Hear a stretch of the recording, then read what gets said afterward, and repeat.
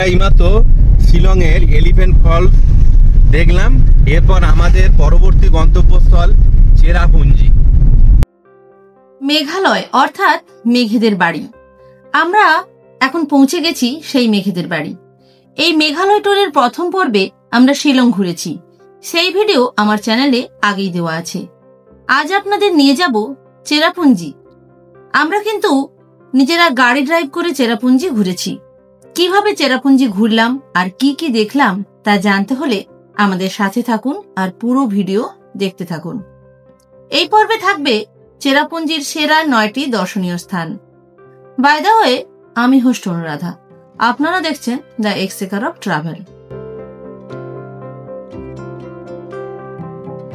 চেরাপুঞ্জি হলো ভারতবর্ষের এমন একটি জায়গা যেখানে পৃথিবীর মধ্যে সবচেয়ে বেশি বৃষ্টিপাত হয়।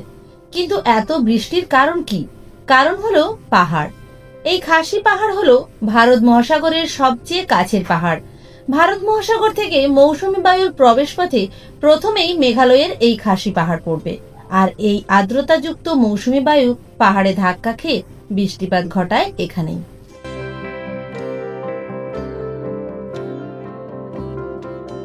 চেরাপুঞ্জি হলো ভারতের মেঘালয় রাজ্যের পূর্ব খাসি পাহাড় জেলার একটি শহর। এই শহরের আসল নাম ছিল সোহরা, যা ব্রিটিশরা চোরা উচ্চারণ করত। চোরা থেকে এর নাম হয় চেরাপুঞ্জি, যার অর্থ কমলার দেশ। মেঘালয়ের রাজধানী শিলং থেকে এর দূরত্ব 56 কিলোমিটার। সময় লাগবে 2 ঘন্টা মতো। এখানকার বেশিরভাগ মানুষই খ্রিস্টান। দেখতে পাচ্ছেন সোহরা টাউন দেখা যাচ্ছে, এই পাহাড়ের উপরের সোহরা টাউন। আমরা এই পথ ঘুরে ঘুরে পাহাড়ি পথ ঘুরে সোহরা টাউনে উঠবো। ওখানে আজকে আমরা নাইট স্টে করবো।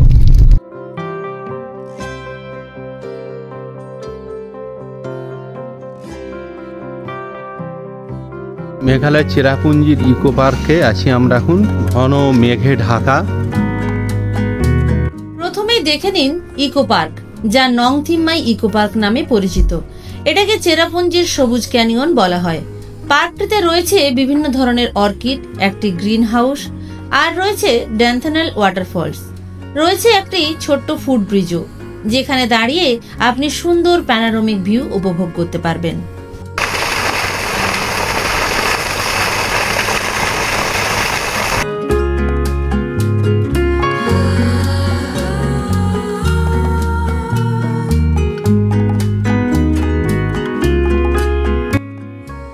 পার্কের কাছেই রয়েছে মশমাই কেভ। চুনাপাথরের তৈরি এই গুহার দৈর্ঘ্য 150 মিটার। গুহাটির প্রবেশ পথ চওড়া, কিন্তু ভেতরের পথ বেশ সরু। গুহার ভেতরে এমন কিছু অংশ রয়েছে যেখানে ঝুঁকে বা বসে যেতে হতে পারে। গুহার ভেতর ঠান্ডা ও স্যাঁতসেঁতে, আর কিছু জায়গা থেকে অবিরাম জল পড়ছে। খাসি পাহাড়ি অঞ্চলের মুষলধারে বৃষ্টিপাতের ফলে এই মশমাই কেভ গড়ে উঠেছিল। এটি কিন্তু পর্যটকদের কাছে বেশ আকর্ষণীয় জায়গা। আমরা হাতে একটা টর্চ নিয়ে গিয়েছিলাম, কিন্তু গুহার ভেতর কৃত্রিম আলো লাগানো ছিল, তাই টর্চ আর কাজে লাগেনি। আলো ছাড়া গুহার ভিতর একেবারেই অন্ধকার। আমি কিন্তু কিছুটা দূর যাওয়ার পর আর গেলাম না, কারণ ভেতরে এত বাজে গন্ধ আমার ভালো লাগছিল না। ওরা কিন্তু পুরোটাই ঘুরে দেখেছে। গুহার প্রবেশ পথ এবং বেরোনোর পথ কিন্তু আলাদা।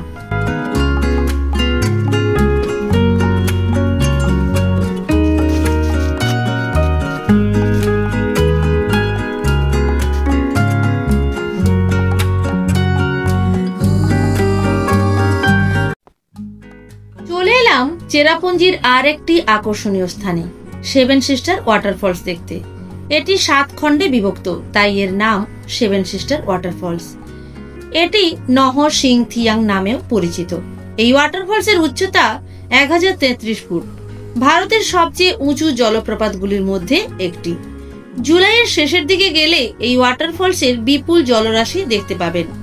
আমরা জুনের শেষের দিকে গিয়েছিলাম, তখনও সেইভাবে বর্ষা শুরু হয়নি, তবে পাহাড়ের সৌন্দর্য কিন্তু অসাধারণ।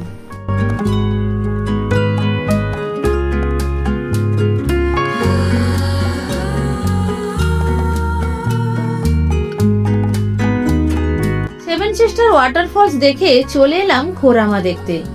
এ এক অন্যরকম অনুভূতি। খোরামা মেঘালয়ের স্থানীয়দের কাছে মোথরফে স্তম্ভের শিলা নামে পরিচিত। 200 ফুট উঁচু এই প্রাকৃতিক শিলাটির আকৃতি উল্টানো শঙ্কুযুক্ত, যা প্রায় শিবলিঙ্গের মতো। এখানে একটি ছোট জলপ্রপাত প্রবাহিত হয়, যা বর্ষাকালে মেঘালয়ের একটি সুন্দর জলপ্রপাতের রূপ নেয়। এর আকৃতির কারণে এই শিলাটি দৈত্যের ঝুড়ি নামে পরিচিত। স্থানীয়রা বিশ্বাস করেন যে এই শিলাটি একটি বিশাল ঝুড়ির জীবাশ্ম, যা একজন দৈত্যের ছিল, যিনি এই অঞ্চলের মানুষকে কষ্ট দিয়েছিলেন। স্থানীয়রা তার উপর বিরক্ত হয়ে দৈত্যকে হত্যা করার সিদ্ধান্ত নেয়। একদিন যখন দৈত্য তাদের গ্রামে খাবার চাইতে আসে, তখন গ্রামের লোকেরা তার খাবারে ধারালো লোহার টুকরো এবং পেরেক মিশিয়ে দেয়। দৈত্য খাবার খেয়ে মারা যায়। তার খাবারের ঝুড়িটি ঠিক মথর্প পাথরের মতোই রেখে যায়। ঐতিহ্যবাহী খাসি বাঁশের তৈরি এই খাবারের ঝুড়িটি বছরের পর বছর ধরে জীববাঁশে রূপান্তরিত হয়ে একটি উল্টানো শঙ্কুর আকার ধারণ করেছে, যা আজকের মেঘালয়ের খোরামহা।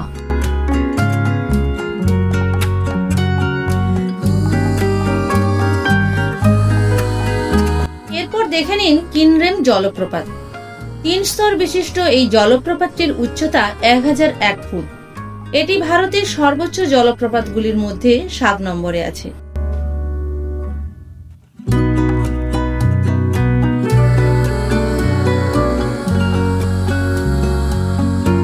চলে এলাম আরো একটা ওয়াটারফলস দেখতে, নওকালিকাই ওয়াটারফলস। এই নওকালিকাই ওয়াটারফলস হলো মেঘালয়ের সর্বোচ্চ জলপ্রপাত। কোথাও ধাক্কা না খেয়ে পাহাড় থেকে সোজা নেমে এসেছে। এর উচ্চতা 1115 ফুট। জলপ্রপাতের নাম নহকালিকাই, যার অর্থ খাসি ভাষায় লিকাইয়ের লাভ। এটি একটি মর্মান্তিক কিংবদন্তির সাথে জড়িত। স্থানীয় লোককাহিনী অনুসারে লিকাই নামের এক মেয়ে তার স্বামীর মৃত্যুর পর তার শিশুকন্যার জন্য বাবার প্রয়োজনে পুনরায় বিয়ে করে। লিকাইয়ের মেয়ের প্রতি ভালোবাসা তার দ্বিতীয় স্বামী সহ্য করতে পারত না, তাই একদিন লিকাইয়ের অজান্তেই শিশুটিকে মর্মান্তিকভাবে হত্যা করে এবং তার মাংস রান্না করে লিকাইকে খেতে দেওয়া হয়। মাংস খাওয়ার পর মেয়ের কাটা আঙুলের অংশ দেখতে পায় লিকাই। এই ভয়াবহ সত্যটি বুঝতে পেরে শোকে এবং ক্রোধে উদ্বুদ্ধ হয়ে এই জলপ্রপাত থেকে লাফিয়ে মৃত্যুবরণ করে লিকাই। নওকালিকাই ওয়াটারফলস, যা দুর্ভাগ্যজনক লিকাইয়ের উপর ঘটে যাওয়া ট্র্যাজেডির ভয়াবহ স্মৃতি হিসাবে পরিচিত। দুঃসাহসিক অভিজ্ঞতার জন্য এই জলপ্রপাতের মোহনায় ট্রেকিং করতে পারেন। 40 মিনিটের ট্রেকিং, তবে গো অ্যাডভেঞ্চার অনুসারে এটি খাড়া এবং বিপজ্জনক। এখন আমরা যাচ্ছি আরওয়া কেভ দেখতে।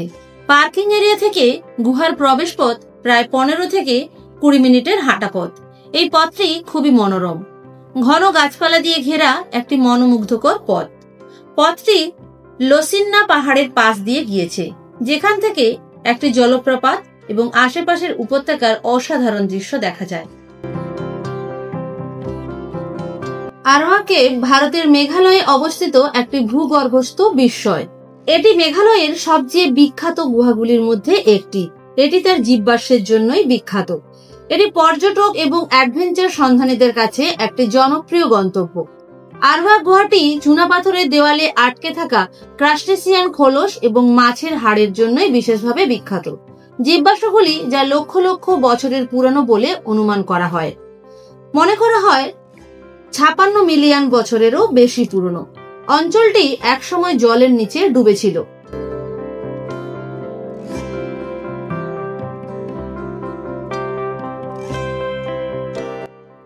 গুহাটিতে মনোমুগ্ধকর চুনাপাথরের গঠন রয়েছে, যেমন স্ট্যালাকটাইট, যা সিলিং থেকে ঝুলছে, এবং স্ট্যালাগমাইট, যা মাটি থেকে উঠে এসেছে, যা একটি অলৌকিক পরিবেশ তৈরি করে।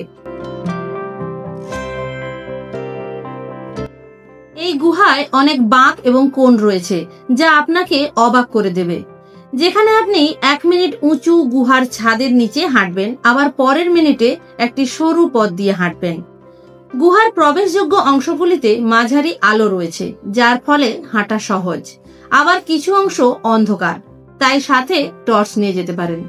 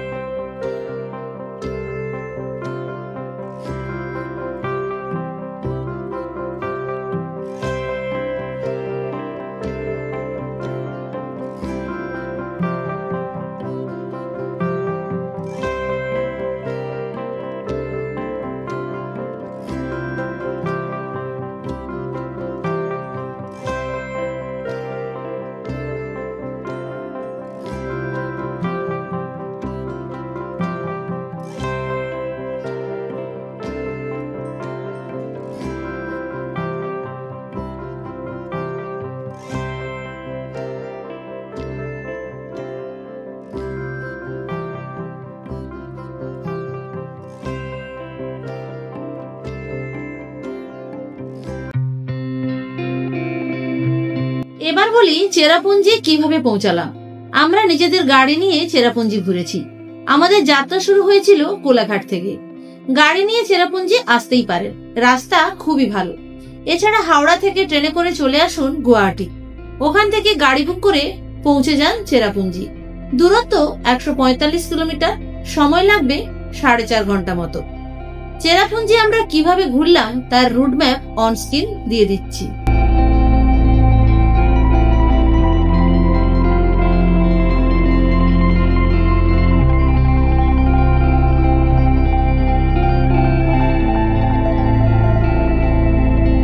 সবশেষে চলে এলাম ওয়াকাবা ওয়াটারফলস দেখতে। মেঘালয়ের চেরাপুঞ্জির আর একটি জনপ্রিয় ওয়াটারফলস হলো ওয়াকাবা ওয়াটারফলস। এই জলপ্রপাতটি খাড়া পাথরের ওপর থেকে নেমে প্রায় 190 মিটার গভীর একটি খাদে পড়ে। শিলং থেকে চেরাপুঞ্জি যাওয়ার পথেই পড়বে এই জলপ্রপাতটি। এটি রাস্তার ধারে অবস্থিত হওয়ায় সহজেই পৌঁছানো যায়, তবে মূল ভিউ পয়েন্টে পৌঁছানোর জন্য অল্প সময় হাঁটতে হবে। ওয়াটারফলসে কতটা জল দেখতে পেলাম সেটা বড় কথা নয়, তবে চেরাপুঞ্জির যে সৌন্দর্য উপভোগ করেছি তা এক কথায় অসাধারণ। প্রকৃতি প্রেমী হলে আপনারা অবশ্যই চেরাপুঞ্জি আসতে পারেন। আজ তবে এই পর্যন্ত, দেখা হচ্ছে পরের ভিডিওতে। সবাই ভালো থাকবেন।